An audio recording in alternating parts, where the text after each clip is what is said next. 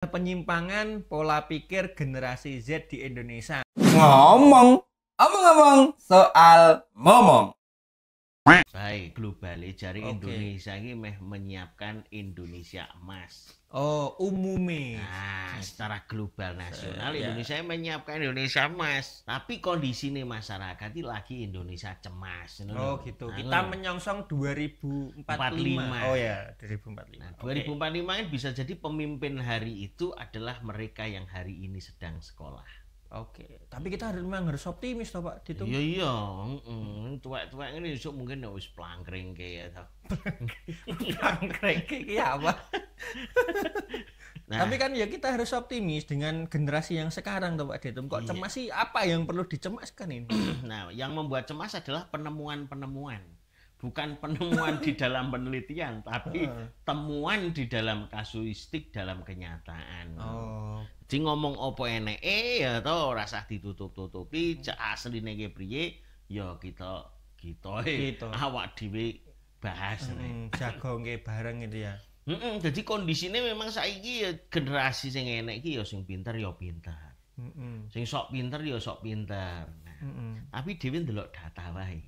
Oke. Jadi ternyata generasi kita yang paling kita sebut paling paling up to date sih menyebutnya generasi Gen Z. Orang yang lahir 97 tekan 2012. Mm-mm. Oh, kalau alfa masih kategori balita ya berarti ya. Di bawahnya itu. Bawahnya itu ya. Gen Z Oke. itu 97 tekan 2012. 97. Nah, Berarti awake dhewe milenial ya Mas Din. tidak disebut ya penyimpangan di dalam pola pikir. Oke. Padahal oke, pola oke. pikir ini penting. Yes. Ya, Oke. tapi kenyataannya ada beberapa yang pemikiran dari generasi kita itu yang kurang tepat. Yang perlu diluruskan, perlu diwaspadai. Nah, ada beberapa, saya akan mengunggah 7 aja pada kesempatan kali ini. Oke, berarti Ya. judulnya adalah Nah. 7 penyimpangan pola Iya. pikir generasi Z. Yang pertama adalah rendahnya literasi keuangan. Pola pikir generasi Gen Z saat ini, mereka rendah di dalam literasi keuangan. Literasi keuangan itu pengetahuan tentang penggunaan uang. Bahasanya ngono. Jadi duit iki yo reti, tapi duit iku kudu gawe apa tekan kapan wis ora ngerti duwene piro, cukupe apa, sing prioritas apa, sing urgent apa ora ngerti. Nah, datanya di mana? Survei dari OJK dan BPS 2024 kan kayak setahun loh, menunjukkan indeks literasi keuangan usia 15 sampai 17 tahun hanya 51,7%. 51,7% atau di bawah rata-rata nasional 65,3%. Jadi anak-anak kita itu nggak paham penggunaan uang. Ngertine njaluk duit, Oh, ora mikir gitu. nek golek duit ki wangel ngono, bahasane ngono. Oh, tadi Golek wah lan sak piturute. itu saya yang tak pikirkan adalah ini Pak Ditum. Anak-anak sekarang itu kan kalau dilihat di sosmed kan mudah ya, justru mudah untuk mendapatkan pendapatan gitu, uang gitu dari dia berkarya di media sosial misalnya. Nah, setelah dapat itu tak pikir tadi dia nggak bisa mengelola untuk menggunakan, tapi ternyata ini konteksnya adalah nggak bisa menghasilkan Nggak bisa menghasilkan, dan pinter nggak gua. bisa mengguak dengan benar tadi ya. Ini berarti ya, itu salah satu fakta yang viral yang terjadi.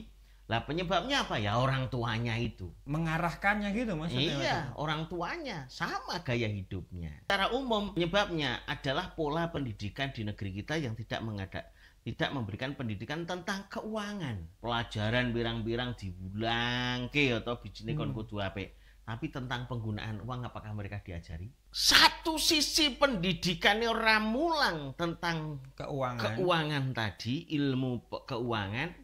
Satu sisi ada banjir yang mengguyur di seluruh negeri yang namanya pengaruh budaya konsumtif yang impulsif melalui sosial media.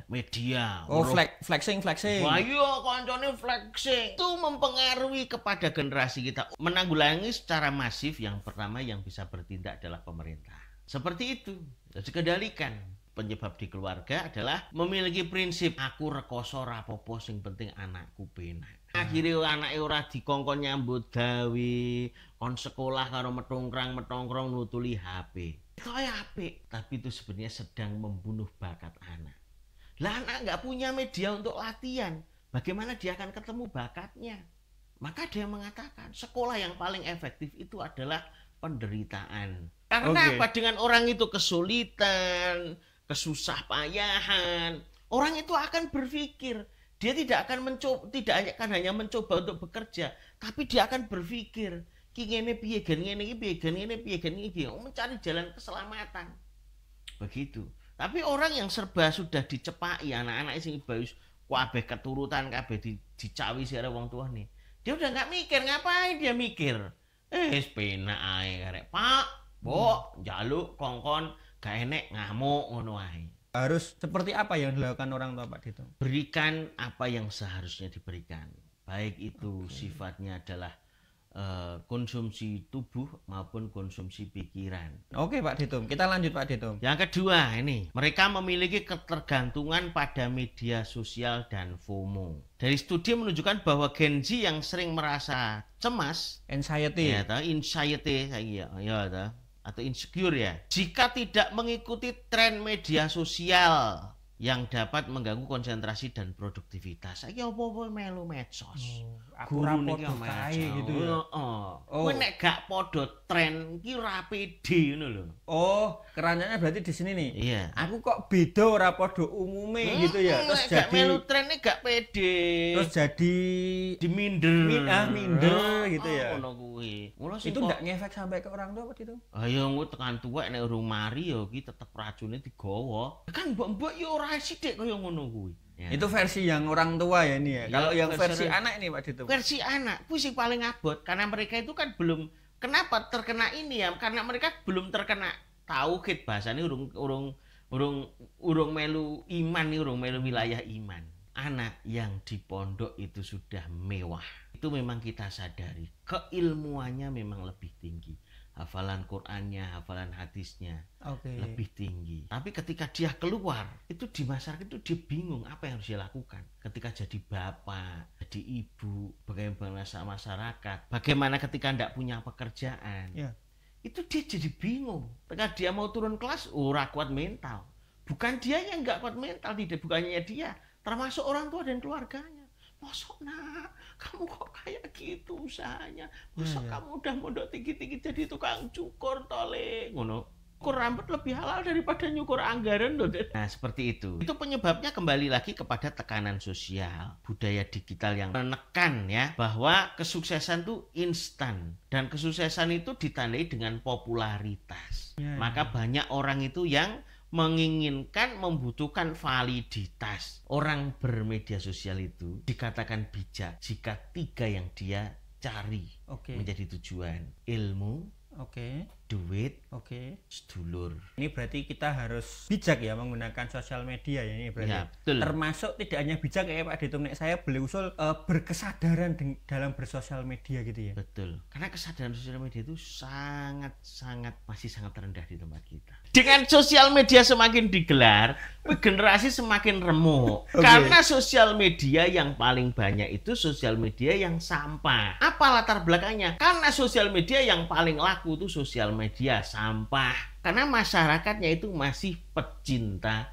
madai sampah. Ini tadi terkait dengan FOMO, kita perlu berkesadaran. Salah satu membangun kesadaran tadi dengan kita menguatkan 3 tadi. Islam, iman, ihsan. Lanjut Pak Dito. Nah, yang ketiga adalah rendahnya keterampilan berpikir. Ya. Kritis. Penelitian menunjukkan bahwa Gen Z cenderung menerima informasi tanpa verifikasi kebenarannya, yang dapat menyebabkan kesalahan dalam pengambilan keputusan. Jadi hari ini yang namanya kebenaran itu tidak objektif, tapi subjektif. Hari ini persepsi itu bisa lebih benar daripada nyata. Fakta. Atau fakta. Lebih parah sekarang. Ya. Jadi orang itu tidak memiliki daya pikir kritis. Iki kok ngene iki nopo to? Usaha untuk mengkonfirmasi kebenaran gitu ya. Mengatasi rendahnya ini, maka kita bisa terapkan banyak diskusi. Utamanya di Indonesia itu orang cenderung berpikirnya Kalau nggak ini berarti ini gitu. Jadi loro ae. Nek ora bener ya salah kowe iki ngono tok. Itu Nek padahal ora salah format ya bener. itu padahal format biner itu 0 dan 1 format Lah, komputer iya. itu format Iya. sistem itu ya. Iya. Padahal kita ndak Kita kan harusnya. sering menjudgment. Nek gak ini, Nek gak bener salah, nek nek gak gak bener salah. bener gitu. Nah, ngono kuwi. Begitu. Ini dari Jepara, dari Nalum Sari nih, Blimbing Rejo. Atas nama Pak Sodir ya maksudnya. Pak Sodir. Bismillah, Ustadz mau tanya bagaimana cara kita mendidik anak yang lemah mental dan bagaimana cara menghadapi anak yang terlalu manja. Wong sing terlalu manja itu ya biasanya lemah mental. Diakibatkan terlalu dimanjakan. Caranya yang pertama, cari dulu masalahnya. Mengapa dia lemah mental dan terlalu manja? Manjanya apa kemudian? Nah, baru setelah itu baru pahami kriteria atau kepribadian anak itu supaya kita bisa masuk. Karena yang sering manja itu biasanya ego tinggi. Karena ego rendah itu suka melayani. Ego tinggi itu mudah tersinggung, ngandaninya angel. Ya, dia ego tinggi tapi introvert. Nah, maka kalau menasihati anak seperti ini, usahakan nasihatinya 4 mata, jangan di depan orang lain. Oke. Yang kedua, dinasihati di saat dia seneng bolong hati ini. Yang keempat, sampaikan dengan perasaan. Begitu nggih kira-kira Pak Sodir tadi nggih. Berarti analisis dulu solusinya, karena kalau langsung kita kasih solusi blek gitu ternyata beda kasus yo beda nanti malah jatuhnya ya Pak Ditum ya. Analisis dulu kebutuhannya, kemudian kasusnya seperti apa, baru tadi menasehati sesuai dengan posisi karakternya tadi berarti gitu ya.